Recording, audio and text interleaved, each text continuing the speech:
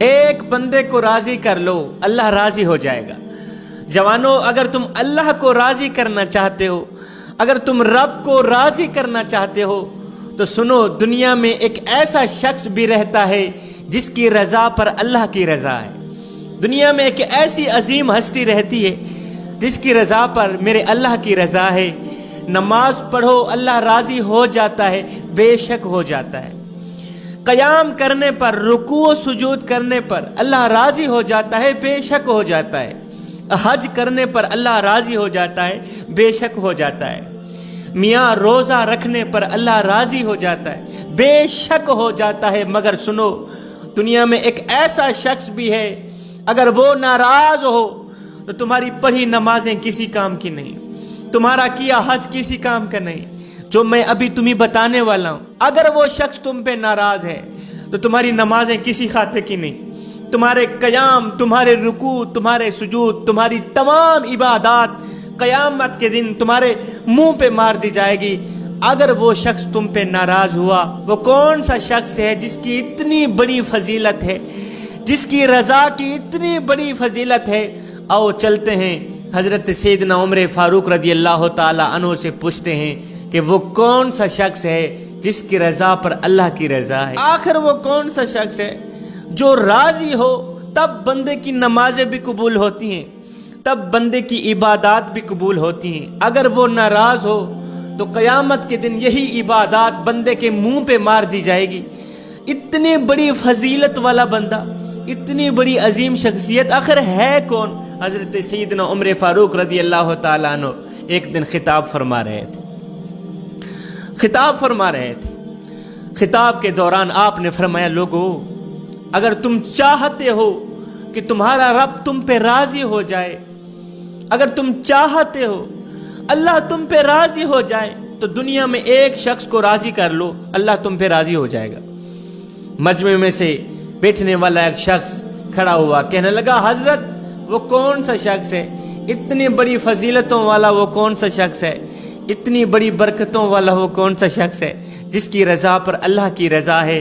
حضرت سیدنا عمر فاروق رضی اللہ تعالی عنہ نے فرمایا، میاں یہ وہ شخص ہے جو کہ ساری کائنات تمہیں گرانا چاہتی ہے، ساری کائنات تمہیں نیچے دیکھنا چاہتی ہے، مگر یہ ایسا شخص ہے جو تمہیں سب سے اوپر دیکھنا چاہتا ہے، جو سب سے اونچا دیکھنا چاہتا ہے۔ یہ کوئی اور نہیں ہے، یہ تمہارا باپ ہے۔ اگر تمہارا باپ تم پہ راضی ہے، اللہ بھی راضی ہے۔ میرے رسول صلی اللہ علیہ وآلہ وسلم، میرے کریم آقا علیہ الصلاۃ والسلام، آپ سے پوچھا گیا، حضرت اگر دنیا میں بیٹھ کر یہ دیکھنا ہو کہ کون سا شخص جنتی ہے، کون سا شخص جہنمی ہے، یا کس شخص کے اوپر اللہ راضی ہے، کس شخص کے اوپر اللہ ناراض ہے، کیسے پہچان کی جائے؟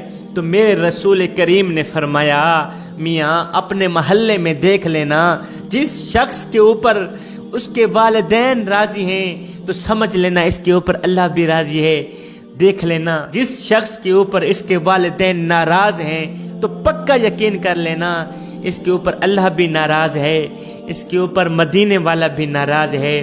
جوانو، وہ باپ جس کے آگے تم تلخ لہجہ اپناتے ہو، تلخ لہجے میں بات کرتے ہو، وہ بوڑھا باپ جو بوڑھی کمر پہ بوریاں لاد لاد کے دن رات محنت مزدوری کرتا رہا تمہارے پیٹ کے لیے، تمہیں پڑھایا لکھایا جوان کیا، آج جب تو جوان ہوا تو آج تو باتوں پہ تلخ لہجہ اپناتا ہے۔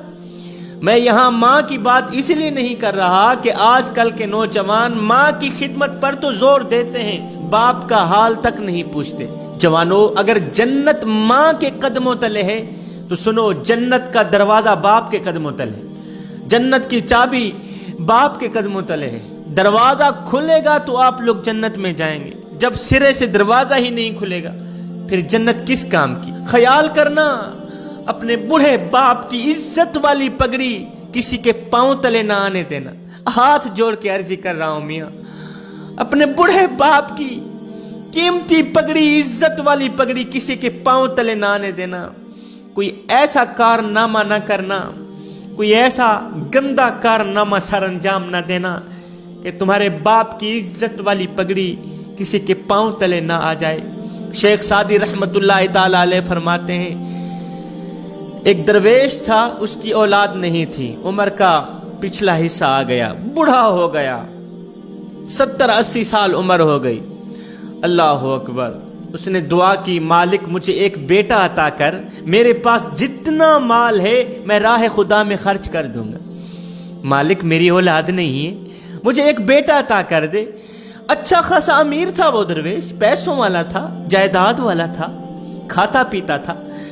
शेख सादी फरमाते हैं उसकी औलाद नहीं थी, उसने मन्नत मानी, मालिक तू मुझे एक बेटा अता कर, जैसे ही मेरे बेटे की पैदाइश होगी मैं अपना सब कुछ तेरी राह पे कुर्बान कर दूंगा, अपने पास रोटी का एक टुकड़ा भी नहीं रखूंगा, ताज़ा मेहनत मजदूरी करके अपने बेटे का ख्याल रखूंगा, अपने बेटे को जवान करूंगा, अपना पेट भी पालूंगा, अपनी फैमिली का पेट भी पालूंगा, ताज़ा मेहनत मजदूरी करके। आप अंदाजा लगाएं 70-80 साल का बूढ़ा क्या मजदूरी कर सकता। उसने मन्नत मानी, अल्लाह ने मन्नत पूरी की, अल्लाह ने उसकी दुआ कबूल फरमाई, अल्लाह ने उसकी दुआ सुन ली।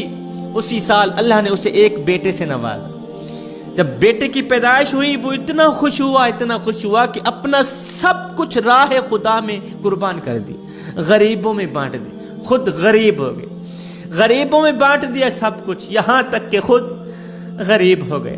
अब सुबह को जाता है मेहनत मजदूरी करने के, बूढ़ी कमर पे बोरियां लाद लाद के दिन रात मेहनत मजदूरी करके अपने बेटे का पेट पालता रहा, अपने मुंह से निवाला निकाल कर बेटे के मुंह में डालता रहा, अपनी रगों से खून निकाल कर बेटे की रगों में डालता रहा, यहां तक कि खुद कमजोर हो बैठा, बेटा ताकतवर बना दिया, खुद बूढ़ा हो बैठा, बेटे को जवान कर दिया।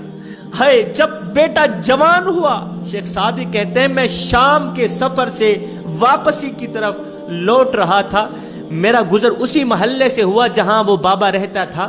मैंने लोगों से पूछा यहाँ दरवेश रहता था, वो कहाँ है?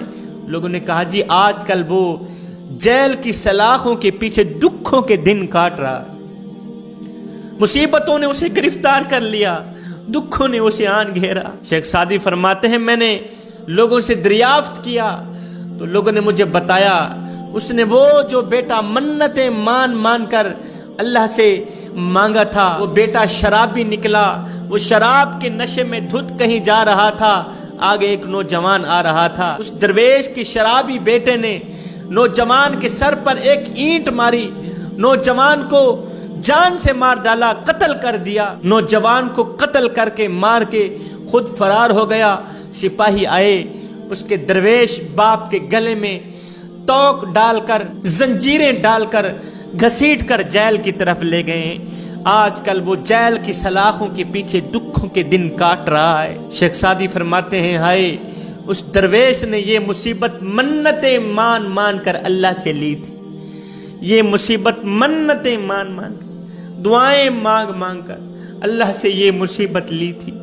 आज उस मुसीबत ने अपनी शक्ल दिखाई दी। शेख सादी फरमाते हैं हामिला औरत सांप पैदा कर ले तो बेहतर है, मगर नालायक बच्चा पैदा न करे, शराबी बच्चा पैदा न करे, जलील ख्वार कर देने वाला बच्चा पैदा न करे। खुदारा जवानों, कोई ऐसा कारनामा सर अंजाम न देना कि तुम्हारे बाप की इज्जत वाली पगड़ी किसी के पांव तले ना आ जाए।